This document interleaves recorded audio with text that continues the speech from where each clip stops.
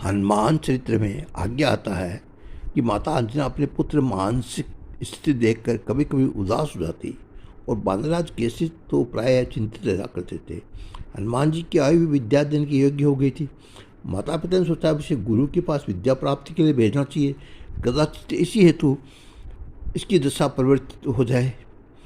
यद्यपि वे अपने ज्ञान मूर्ति पुत्र की विद्या बुद्धि एवं बल पौरुष तथा ब्रह्मादि देवताओं द्वारा प्रदत्त अमोघ वरदान से पूर्णतया परिचित थे, किंतु वे ये जानते थे कि सामान्य जन महापुरुषों का अनुकरण करते हैं और समाज में अव्यवस्था उत्पन्न न हो जाए, इस कारण महापुरुष स्वतंत्र आचरण नहीं करते। वे सदा शास्त्र के मर्यादा ध्यान रखते हुए नियमाकुल व्यवहार करते हैं। इस कारण जब जब दयाधाम प्रभु भूतल पर अवतरित होते हैं, इस सर्व ज्ञान संपन्न होने पर भी विद्या प्राप्ति के लिए गुरु गृह जाते हैं। वहाँ गुरु की सर्वदीप सेवा कर अत्यंत श्रद्धापूर्वक उनसे विद्योपार्जन करते हैं। सच तो यह है कि गुरु की सेवा से संतुष्ट कर उनको अत्यंत श्रद्धा और भक्तिपूर्वक की विद्या की फलवती होती है। अतएव माता और अंजनी और कपिश्वर ने केसरी हनुमान जी को शिक्षा प्राप्ति के लिए गुरुगृह भेजने का निश्चय किया। माता पिता ने अत्यंत उल्लासपूर्वक हनुमान जी का उपनयन संस्कार कराया और फिर उन्हें विद्या प्राप्ति के लिए गुरु के चरणों में जाने के लिए आज्ञा दी। किंतु वे किस सर्वगुण संपन्न आदर्श गुरु के समीप आए। माता अंजना ने अतिशय स्नेह से कहा, बेटा सर्वशास्त्र मर्मज्ञ समस्त श्लोकों के साक्षी भगवान सूर्य देव है। वे तुम्हें समय पर विद्या अध्ययन कराने का आश्वासन भी दे चुके हैं। अतएव तुम उन्हीं के पास समीप जाकर सदा भक्तिपूर्वक शिक्षा ग्रहण करो। कौपिन कच्छनी काछे मूंछ को यज्ञोपवीत धारण किए पलाश दंड एवं मृग चर्म लिए ब्रह्मचारी हनुमान जी ने भगवान सूर्य की ओर देखा और फिर विचार करने लगे। माता अंजना ऋषियों के हिसाब से अवगत थी। उन्होंने तुरंत कहा, अरे बेटा तेरे लिए सूर्यदेव कितनी दूर है, तेरी शक्ति की सीमा नहीं है। अरे वे तो सूर्यदेव है जिन्हें अरुण फल समझकर तू बचपन में उछलकर निगलने चला गया था। सूर्य के साथ तू कीड़ा कर चुका है। तेरे भय से राहु प्राण लेकर इंद्र के पास गया था और तेरे भय से सुरेंद्र भी सहम गए थे। बेटा ऐसा कोई कार्य नहीं जो तू नहीं कर सकता। तेरे लिए असंभव कुछ नहीं है। तू जा और भगवान सविता से सम्यक ज्ञान प्राप्त कर, ऐसा कल्याण सुनिश्चित किया है। फिर क्या था, अंजनी ने माता के चरणों में प्रणाम कर उनका आशीर्वाद प्राप्त किया। दूसरे क्षण आकाश में उछले और सामने सूर्यदेव के सारथी रावण से मिले। हनुमान जी ने पिता का नाम लेकर अपना परिचय दिया और अंशुमाली को दिखा दिया। अंजना नंदन ने अत्यंत श्रद्धापूर्वक भगवान भुवनवास करके चरणों में प्रणाम किया। सरलता की मूर्ति सरता निश्चल हृदय विनम्र पवन कुमार को श्रद्धांजलि खड़े देखकर सूर्यदेव ने पूछा, बेटा यहाँ कैसे? हनुमान जी ने अत्यंत नम्र वाणी में उत्तर दिया, प्रभु में यज्ञ पवित्र संस्कार तो हो जाने पर माता ने मुझे आपके चरणों में विद्यादान करने के लिए भेजा है। आप कृपा करके मुझे ज्ञान प्राप्त दान करें। आदित्य बोले, बेटा देखो लो, मेरी बड़ी विचित्र स्थिति है। मुझे अरण्य रथ पर दौड़ते रहना पड़ता है। ये अरुण जी रहते हैं, बेग कम करना नहीं चाहते। ये क्षुधा पिपासा और निंदा को त्याग कर अनवरत रथ से हाँकते रहते हैं। इस विषय में पितामह से कुछ कहने का अधिकार भी मुझे नहीं है। रथ से उतरना है भी मेरे लिए संभव नहीं है। ऐसी दशा में तुम शास्त्र का अध्ययन कैसे कराऊँ? तुम ही सोच कर कहो क्या किया जाए। तुम्हारे जैसे आदर्श बालक को शिष्य के रूप में स्वीकार करने में मुझे प्रसन्नता ही होगी। भगवान दिवाकर ने टालने पर प्रयत्न किया, किंतु समीरात्मज को इसमें किसी प्रकार की कठिनाई का कल्पना भी नहीं हुई। उन्होंने उसी विनम्रता से कहा, प्रभु विवेकपूर्वक व्रत के चलने से मेरे अध्ययन में क्या बाधा आ पड़ेगी? हाँ, आपको किसी प्रकार की असुविधा नहीं हो चाहिए। मैं आग के समय बैठ जाऊँगा, व्रत के बेग के साथ ही आगे बढ़ता रहूँगा।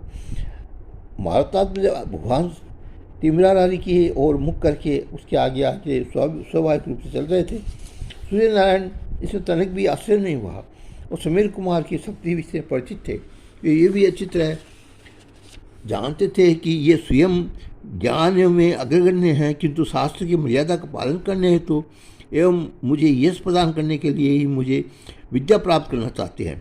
बस सूर्यदेव वेदादि शास्त्रों एवं समस्त विद्याओं के आंगोपांग एवं उनके रहस्य जितने सी शीघ्रता से बोलते थे। हनुमान जी शांत भाव से उन्हें सुनते जा रहे थे। प्रश्न और शंका तथा उत्तर और समाधान का आवश्यकता ही नहीं थी। आदिनारायण ने हनुमान जी को 2 वर्ष में 2-4 मास में ही कुछ ही दिनों में समस्त वेदादि शास्त्र उपशास्त्र एवं विद्याएं सुना दी। हनुमान जी में तो स्वतः सारी विद्याएं निवास करती थी। समुद्री विद्या अध्ययन की हो गया, सब में पारंगत हो गए वे। अत्यंत भक्तिपूर्वक गुरु चरणों में साष्टांग दंडवत प्रणाम करके अंजना ने हाथ जोड़कर उनसे प्रार्थना की, प्रभु गुरु दक्षिणा रूप में आप अपना अभिष्ट व्यक्त करें। सर्वथा निष्काम सूर्यदेव ने कहा, उत्तर दिया, मुझे तो कुछ नहीं चाहिए, किंतु यदि तुम मेरे अंश के उत्पन्न कपिराज बाली के छोटे भाई सुग्रीव की रक्षा का वचन दे सको तो मुझे प्रसन्नता होगी। आगे आशीर्वाधार्य अनिरुद्ध ने गुरु के सन्मुख प्रतिज्ञा की, मेरे रहते सुग्रीव का बाल भी बांका नहीं हो सकेगा। मैं प्रतिज्ञा करता हूँ, तुम्हारा सर्व मंगल हो। भगवान सूर्य देव आशीर्वाद दिया और केसरी किशोर गुरुदेव के चरणों में पुण्य साष्टांग लेट गए। परम विद्वान पवन पुत्र कुमार ने गंधमादन पर्वत पर लौटकर अपने पिता माता के चरणों में मस्तक लिखा। माता पिता के हर्ष की सीमा न रही। उस दिन उनके यहाँ ऐसा अद्भुत उत्सव मनाया गया कि गंधमादन पर्वत पर हर्ष और उल्लास के समारोह का इतना सुंदर और बेसात आयोजन इसके पूरे कभी किसी ने देखा नहीं था। संपूर्ण कपि समुदाय आनंद विभोर हो गया। सबने प्राण प्रिय अंजना नंदन को अपने अंतर हृदय में आशीर्वाद प्रदान किया। कर्पूर और शिव और नील कलेवर श्री राम की अनन्य प्रीति है। सच तो यह है कि भगवान श्री राम और महेश्वर तत्वतः एक ही है, इन्हें भेद नहीं है। इसी कारण जो गोविंद को नमस्कार करते हैं वे शंकर को भी नमस्कार करते हैं। वे तो भक्तिपूर्वक श्री हरि का अर्चना करते हैं। वे वृषभ ध्वज में की भी पूजा करते हैं। जो विरूपाक्ष से द्वेष करते हैं वे जनार्दन से भी द्वेष करते हैं। एवं जो रुद्र को नहीं जानते, जिन्हें रुद्र का स्वभाव विदित नहीं है, वे केशव को भी नहीं जानते। भगवान शंकर ने स्वयं अपने मुखार बिंदु से कहा है, जो इन अव्यक्त विष्णु को और मुझ महेश्वर देव को एक साथ देखता है उनका पुनर्जन्म नहीं होता। किंतु लीला के लिए अपनी ही रस में मधुर लीला को आस्वादन करने के लिए वे दोनों आशुतोष शिव एवं मुनिराज रंजन श्री राम के रूप में प्रकट होते हैं।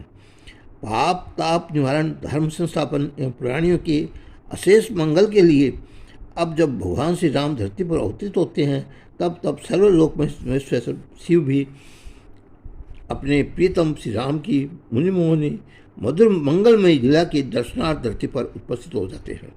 वे अपने अंग से अपने प्राण प्रिय श्री राम की लीला में सहयोग करते हैं, पर दूसरे रूप में उनमें गौर भावनी लीला के दर्शन कर में मन मुदित भी होते रहते हैं। उसमें उनके आनंद की सीमा भी नहीं रहती है। निखिल भुवन पावन भगवान श्री राम महाभागी कौशल्या के सम्मुख प्रमुख हुए और अवध की गलियों में उमानाथ घूमने लगे।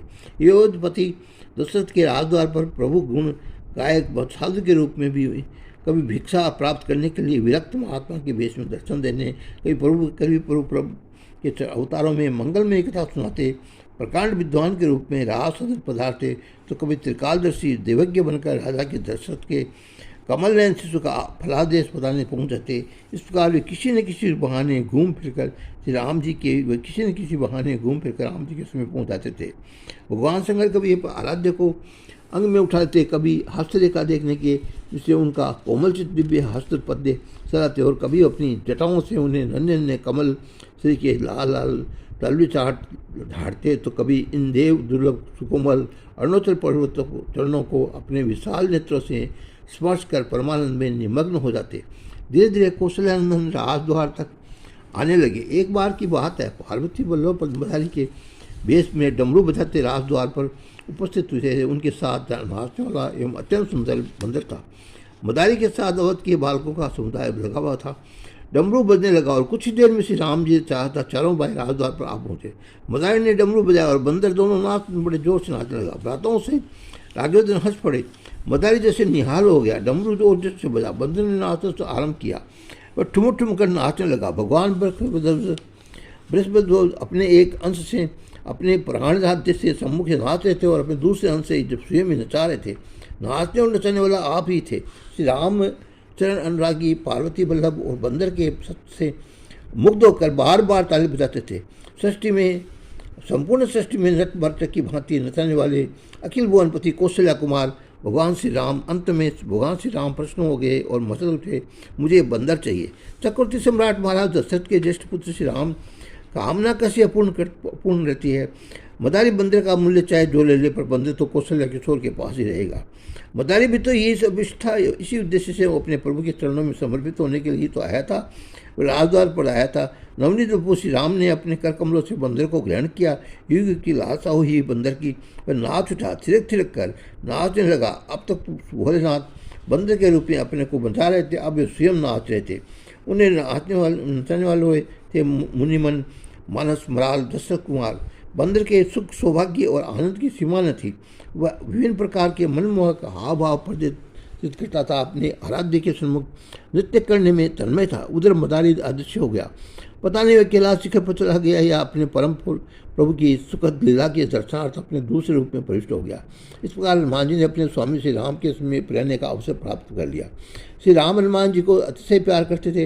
हनुमान जी के समय बैठते समय साथ खेलते, उनके स्वर्ण तुल्य अंगों पर अपने कर कमल फैलते, कभी उन्हें नाचने के लिए आज्ञा देते, कभी दौड़कर कोई वस्तु मंगवाते। हनुमान जी अपने प्रभु की प्रत्येक आज्ञा का पालन आदरपूर्वक करते, उत्साह एवं प्रसन्नतापूर्वक करते थे।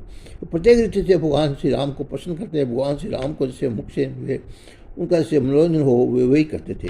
इस प्रकार कई वर्षों तक समय के समान व्यतीत हो गया। महर्षि विश्वामित्र अयोध्या पधारे और जब उनके साथ श्री राम जाने का अवसर आया तो उन्होंने हनुमान जी को एकांत में बुलाकर कहा, मेरे अंतरंग शिखा हनुमान, मेरे धराधाम पर अवतरित होने का प्रमुख कार्य अब प्रारंभ होने वाला है। लंकाधिपति रावण की अनित्य आचार से पृथ्वी विकल हो उठी है। अब मैं उनका वध कर पृथ्वी पर धर्म की स्थापना करूंगा। मेरे इस कार्य में तुम्हारी सहायता अपेक्षित होगी। दशानन ने महाबली को बाली को मिला रखा है और वह अपने अनुज सुग्रीव की रक्त का प्यासा है। भयाक्रांत सुग्रीव ऋषिमुख पर्वत पर निवास कर रहे हैं। अतएव तुम ऋषिमुख पर्वत जाकर सुग्रीव से मैत्री कर लो। मैं अपने पड़ोस में बसने वाले हमारी सुबाहु और द्वारका का उद्धार कर कुछ दिनों में दंड कारण में खरदूष, अंत्येष्टा और सुपर्णखा जैसे भयानक कंटकों का दूर करता हूँ और ऋषिमुख पर्वत की ओर आऊँगा। वहाँ तुम मुझसे सुग्रीव की मैत्री स्थापित करवाकर बांधने वालों को द्वारा मेरे अवतार कार्य में सहायता करना।